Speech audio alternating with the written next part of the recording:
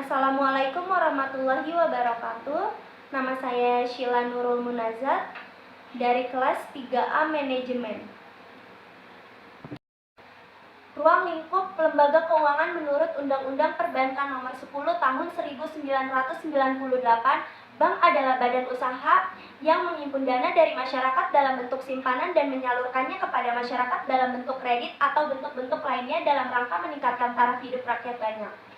Kegiatan-kegiatan bank umum. Yang pertama, menghimpunkan dana. Menghimpunan dana itu seperti simpanan giro, simpanan tabungan, dan simpanan deposito. Yang kedua, menyalurkan dana seperti kredit investasi, kredit modal kerja, kredit lainnya, dan jasa-jasa lainnya seperti transfer, inkaso, clearing, SDB, bank card, falas, referensi bank, cek wisata, jual beli surat berharga. Jenis-jenis kantor bank. Yang pertama, kantor pusat, yaitu kegiatan perencanaan dan pengawasan.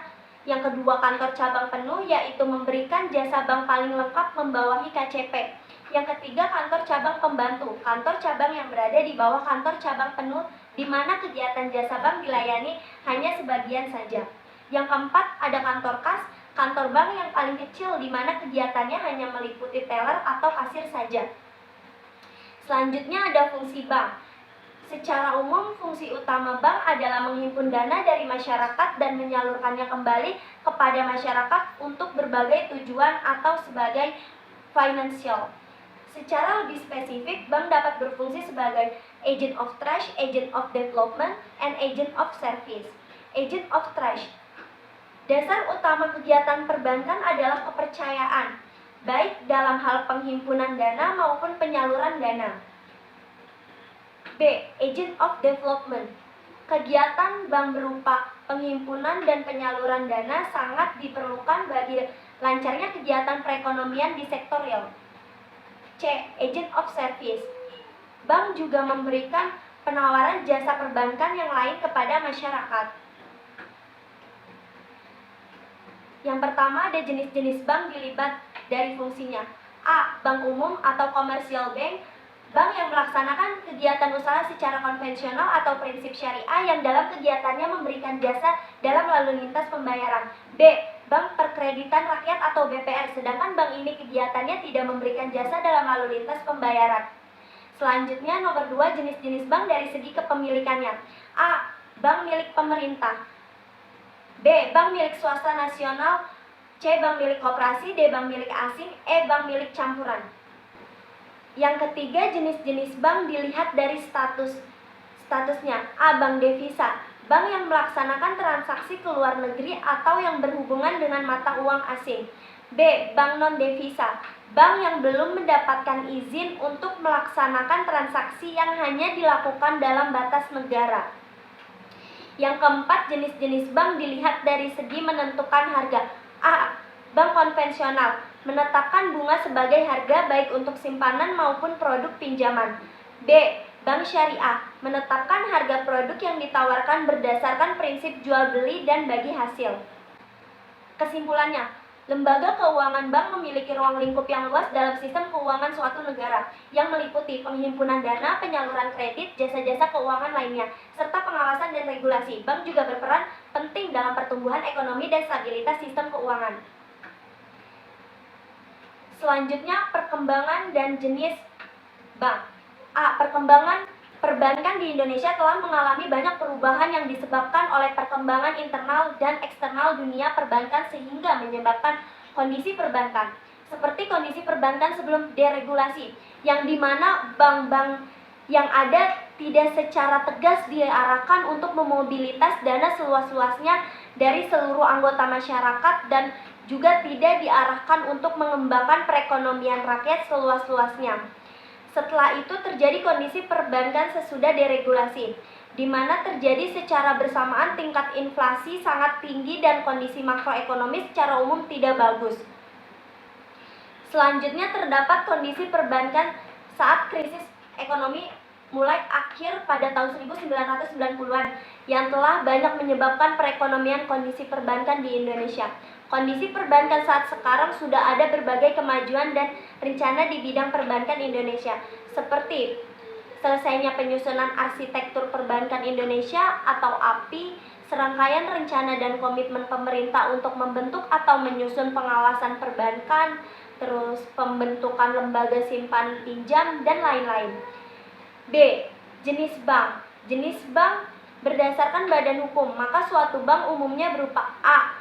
Perseroan terbatas, B. Perseroan koperasi, C. Perusahaan daerah. Yang kedua, jenis bank menurut pendirian dan kepemilikannya. A. Bank umum. Pendirian bank hanya dapat didirikan dan melakukan kegiatan usaha dengan izin Direksi Bank Indonesia.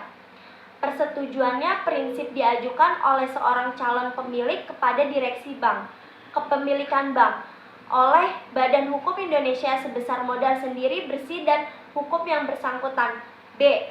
Bank Perkreditan Rakyat atau BPR hanya dapat didirikan dan dimiliki oleh warga negara Indonesia, Badan Hukum Indonesia, pemerintah daerah, atau dapat dimiliki bersama di antara ketiganya.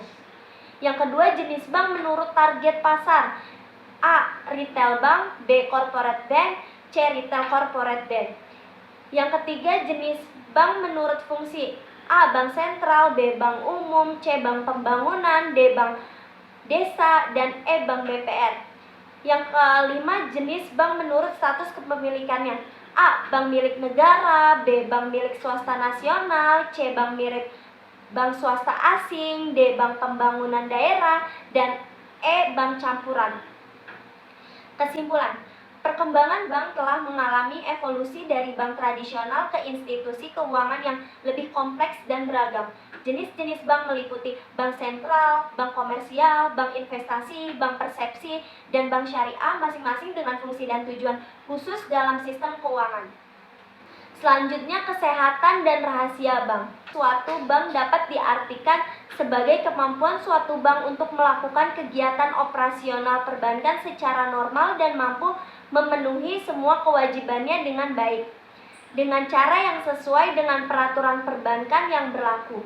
Tingkat kesehatan bank merupakan hasil penilaian kualitatif atas berbagai aspek yang berpengaruh terhadap kondisi atau kinerja suatu bank melalui penilaian faktor pemodalan, kualitas aset, manajemen, rentabilitas, likuiditas, dan sensitif terhadap resiko pasar. Penilaian tingkat kesehatan bank melibatkan evaluasi terhadap faktor-faktor KMILS yang merupakan singkatan dari permodalan atau capital, menilai kekuatan modal bank untuk menutupi risiko-risiko yang mungkin muncul dan menjaga stabilitas keuangannya.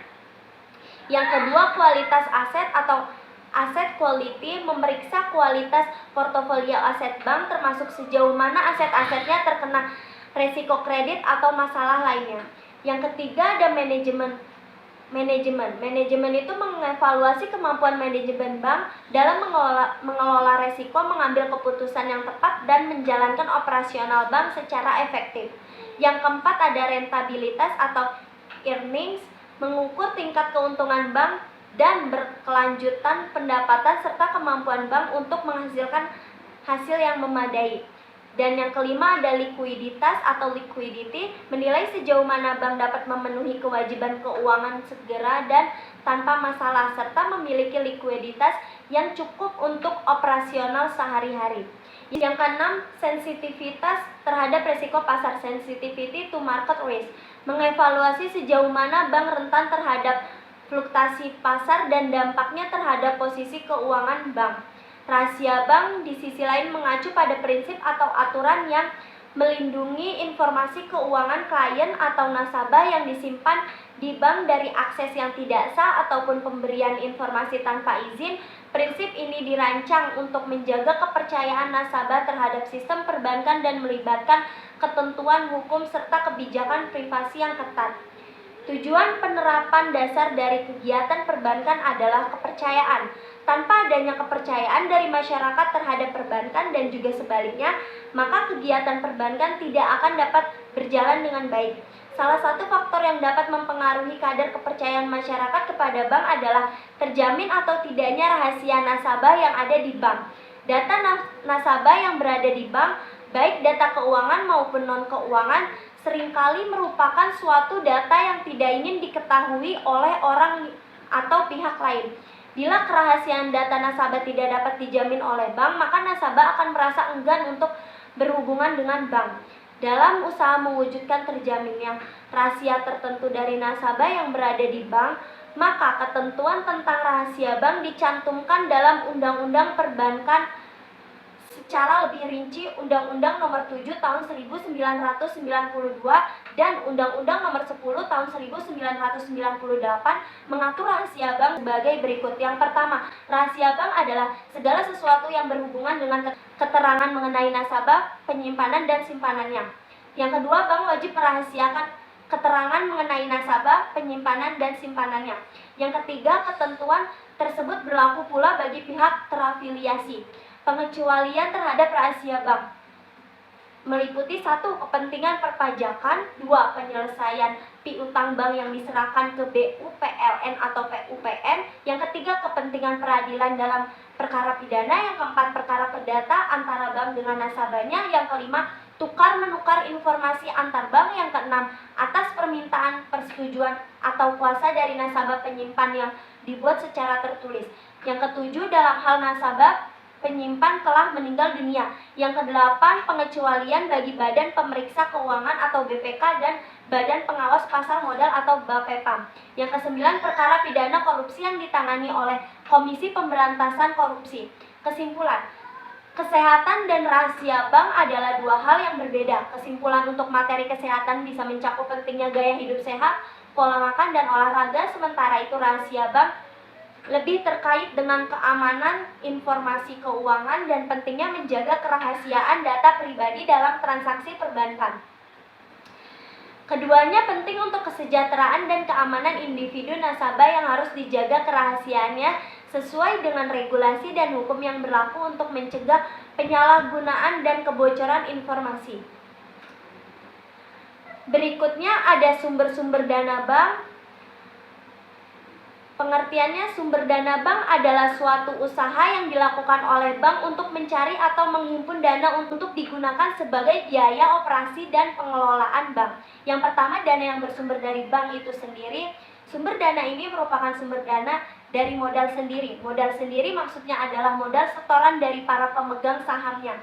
Yang kedua, sumber dari masyarakat luas. Sumber dana ini merupakan sumber dana terpenting bagi kegiatan operasi bank dan merupakan ukuran keberhasilan bank jika mampu membiayai operasinya dari sumber dana ini.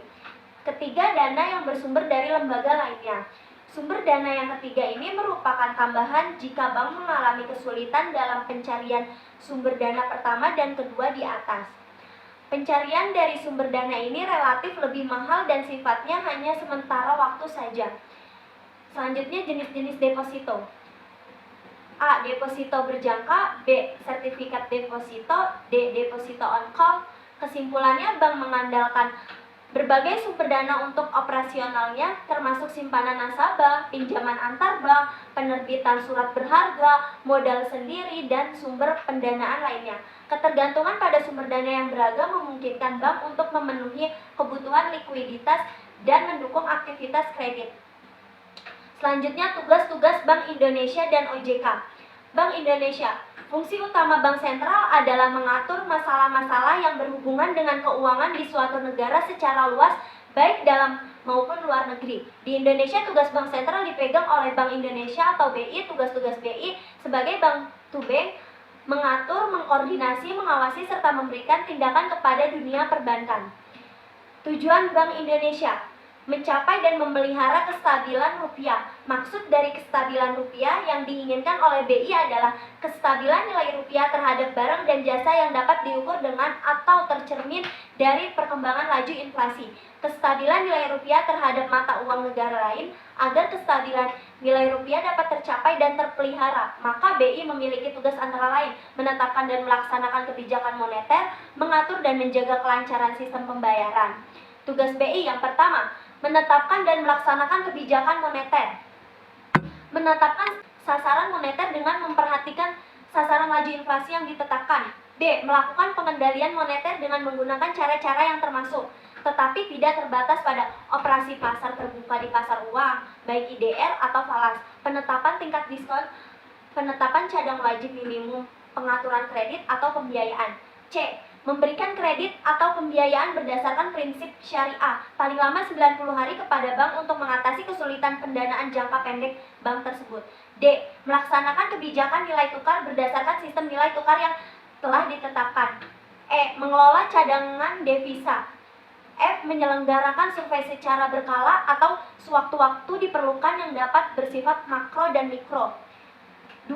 Mengatur dan menjaga kelancaran sistem pembayaran, melaksanakan dan memberikan persetujuan dan izin atas penyelenggaraan jasa sistem pembayaran, mewajibkan penyelenggaraan jasa sistem pembayaran untuk menyampaikan laporan kegiatannya, menetapkan penggunaan alat pembayaran, mengatur sistem clearing antar bank baik dalam mata uang IDR atau asing, menyelenggarakan penyelesaian akhir transaksi pembayaran antar bank, menetapkan macam harga ciri uang yang dikeluarkan, bahan yang digunakan, dan tanggal mulai berlakunya sebagai alat pembayaran yang sah, mengeluarkan dan mengedarkan uang rupiah, serta mencabut dan menarik, memusnahkan uang dari peredaran, termasuk memberikan penggantian dengan nilai yang sama.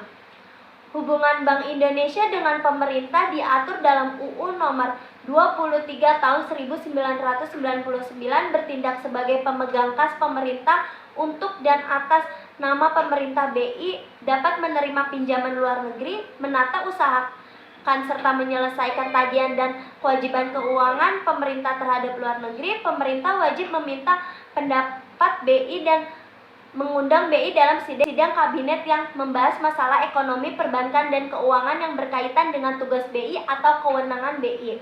Memberikan pendapat dan pertimbangan kepada pemerintah mengenai RAPBN serta kebijakan lain yang berkaitan dengan tugas dan wewenang BI. Dalam hal pemerintah menerbitkan surat utang negara, pemerintah wajib terlebih dahulu berkonsultasi dengan BI dan pemerintah juga wajib terlebih dahulu berkonsultasi dengan DPR BI.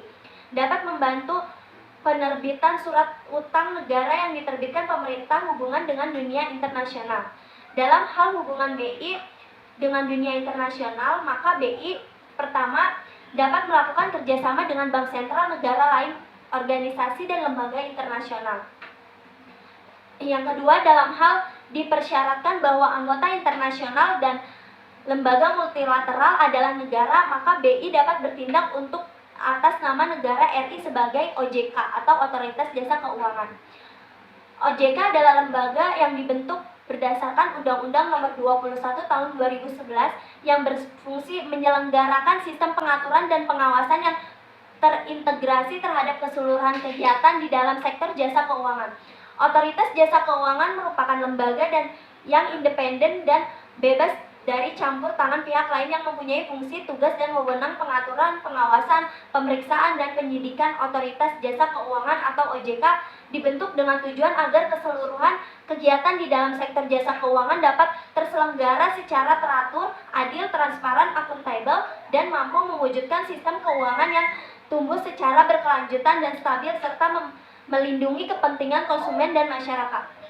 Otoritas Jasa Keuangan berfungsi menyelenggarakan sistem pengaturan dan pengawasan yang berintegrasi terhadap keseluruhan kegiatan di dalam sektor jasa keuangan berdasarkan pada Undang-Undang Nomor 21 Tahun 2011 tentang Otoritas Jasa Keuangan.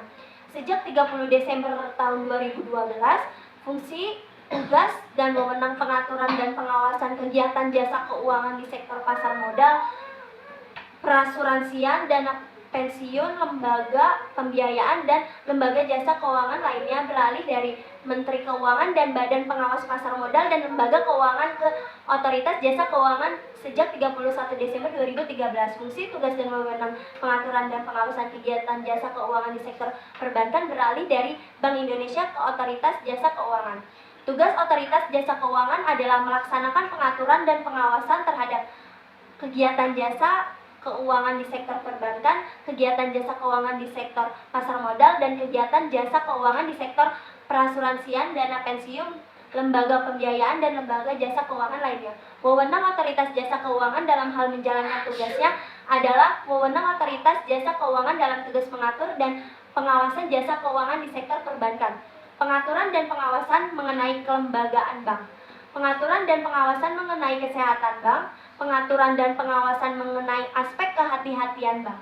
Yang kedua, wewenang Otoritas Jasa Keuangan dalam tugas pengaturan lembaga bank dan non-bank, menetapkan peraturan pelaksanaan Undang-Undang RI Nomor 21 Tahun 2011 tentang Otoritas Jasa Keuangan, menetapkan peraturan perundang-undang di sektor jasa keuangan, menetapkan peraturan dan keputusan Otoritas Jasa Keuangan, menetapkan peraturan mengenai pengawasan di sektor jasa keuangan, menetapkan kebijakan mengenai pelaksanaan tugas Otoritas Jasa Keuangan, menetapkan peraturan mengenai tata cara menetapkan perintah tertulis terhadap lembaga jasa keuangan dan pihak tertentu.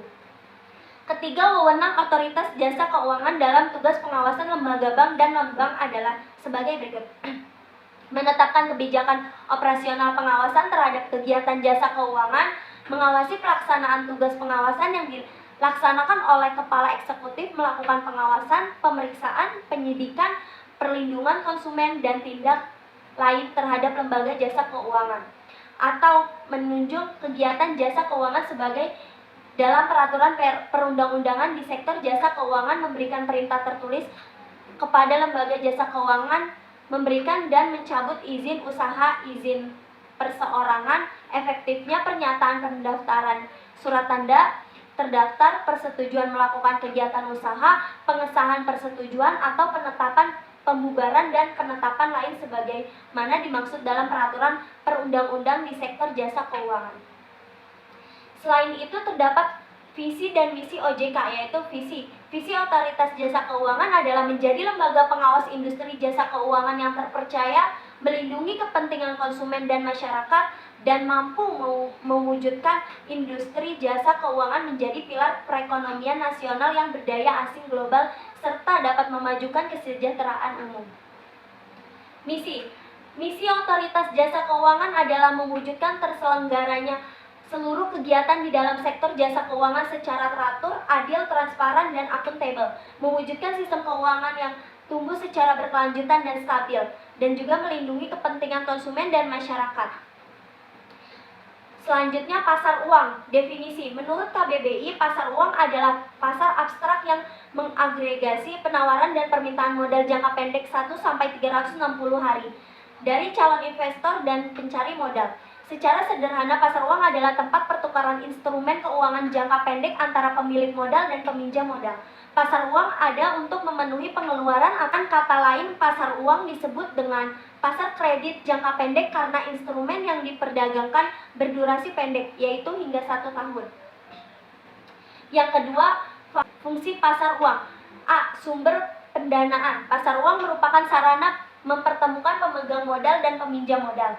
Bagi yang mencari modal, uang adalah dana yang dimiliki investor dapat digunakan untuk mendanai modal kerja atau ekspansi usaha. Jadi, pasar uang merupakan sumber pembiayaan yang dapat digunakan oleh masyarakat yang mencari modal.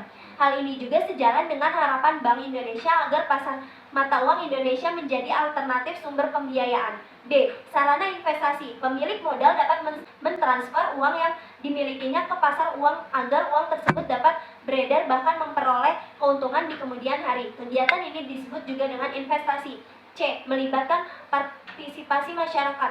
Berkat adanya pasar uang, masyarakat dapat menginvestasikan kelebihan uang yang dimilikinya dengan menjual surat berharga jangka pendek dan ketentuannya. Pembayaran pajak sepeda motor tahunan di samsat keliling sekuritas jangka pendek ini diterbitkan oleh pemerintah untuk memobilitas lebih banyak modal guna mendukung pembangunan negara. D. Menjaga stabilitas perekonomian. Salah satu tujuan utama pencari modal jangka pendek di pasar uang adalah untuk memenuhi kebutuhan finansial yang mendesak. Hal ini dapat berlaku untuk bisnis dan individu. Jika kebutuhan itu tidak terpenuhi, pendapat sebuah perusahaan bisa saja terganggu, bahkan mengalami pailit. Angka pengangguran pun tidak dapat dihindari pada defisit pertumbuhan ekonomi. Menjadi fasilitator dan mediator pasar uang adalah mempertemukan antara pihak yang memiliki kelebihan dana, investor atau pemilik modal, dan pihak yang membutuhkan dana, peminjam atau pencari modal. Selanjutnya, pasar modal. Definisi. Seperti halnya sebuah pasar, istilah pasar modal merujuk pada tempat bertemunya perusahaan emiten yang tengah membutuhkan dana dan para investor yang ingin menanamkan uang mereka. Menurut Ciptono Darmaji dan Hendy M. Fahrudin, pasar modal adalah pasar untuk berbagai instrumen keuangan jangka panjang yang bisa diperjualbelikan seperti utang, ekuitas, saham, maupun instrumen lainnya. Yang kedua, jenis-jenis pasar modal. Hingga saat ini pasar modal di Indonesia hanya memiliki satu, yaitu Bursa Efek Indonesia atau BEI, atau biasa dikenal dengan Bursa Efek Indonesia, yang telah memiliki beberapa cabang yang tersebar di beberapa negara di wilayah Indonesia. BEI merupakan gabungan dari bursa yang sudah ada, yaitu Bursa Efek Surabaya (BES) dan Bursa Efek Jakarta (BEJ). Sementara itu, beberapa negara Asia Tenggara lainnya juga memiliki pasar modal sendiri seperti Bursa Efek Malaysia (KLSE), Bursa Efek Thailand, Bursa Efek Filipina, dan Bursa Efek Kota Ho Chi Minh. Yang ketiga, fungsi pasar modal. Fungsi pasar modal adalah sebagai sarana bagi pendanaan usaha atau bagi perusahaan untuk mendapatkan modal dari masyarakat atau investor, juga sebagai penggalangan dana, sarana investasi, pemerataan pendapatan, dan sebagai pendorong investasi lainnya. 4. Manfaat pasar modal. Manfaat pasar modal: A. Jumlah dana bisa berjumlah besar. Jumlah dana yang dapat dihimpun bisa berjumlah besar. B. Dana dapat diterima setelah pasar perdana selesai. Dana tersebut dapat kamu terima sekaligus pada saat pasar perdana selesai. C. Tidak adanya perjanjian. Tidak ada perjanjian sehingga manajemen dapat lebih bebas dalam pengelolaan dana atau perusahaan. D. Solvabilitas. Perusahaan tinggi. Manfaat pasar modal yang lain adalah solvabilitas. Perusahaan tinggi sehingga memperbaiki citra perusahaan. Selanjutnya, valuta asing. Definisi falas atau valuta asing sering diartikan sebagai bagian dari devisa suatu negara. Devisa merupakan seluruh kekayaan yang dimiliki suatu negara, dan kekayaan itu tidak berada di negaranya sendiri tetapi di negara lain. Bentuk dari devisa itu sendiri berbagai macam, seperti barang, jasa, atau sejenis mata uang yang berfungsi sebagai alat tukar antar negara. Jenis falas yang umum digunakan adalah mata uang milik negara yang memiliki andil terbesar dalam sebuah perekonomian di dunia. Mata uang juga memainkan peran yang sangat penting dalam perekonomian di dalam negara lain. 2. Jenis-jenis.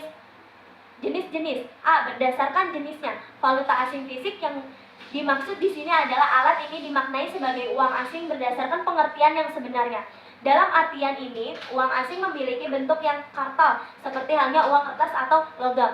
B. Valuta asing non-fisik. Yang dimaksud dengan instrumen tersebut adalah mata uang asing dalam bentuk non-fisik. Uang tidak akan berbentuk kartal seperti giro, cek, wesel. B.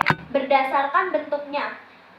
Mata uang asing misalnya di Indonesia, mata uang asingnya antara lain dolar Amerika, yen, euro, dolar Australia, dan lain-lain. Saldo kredit, secara khusus saldo tersebut dipegang oleh bank devisa di negara lain. Surat wesel. Surat wesel luar negeri. Surat wesel biasanya tidak terlepas dari kegiatan jual beli maupun ekspor impor dengan negara luar. Hak penerimaan pembayaran. Yang dimaksud di sini adalah hak penerimaan pembayaran ini sendiri berasal dari penduduk yang menduduki suatu negara. 3. Fungsi valuta asing. A. Sebagai alat tukar internasional karena sangat berperan penting terhadap perekonomian antara negara. Alat ini berfungsi sebagai perantara atau alat untuk menukar baik barang atau jasa dari suatu negara terhadap negara yang lainnya. Sebagai contohnya, Indonesia ingin mengimpor barang ataupun jasa dari Korea Selatan, maka alat pembayaran yang digunakan dalam transaksi falas tersebut bukan berupa mata uang rupiah maupun won, melainkan berupa valuta asing. B.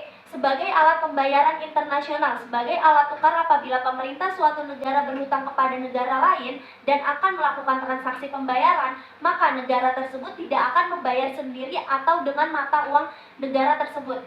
Itu dipinjamkan. Hal ini berlaku baik terhadap pelunasan secara angsuran maupun terhadap bunga utang.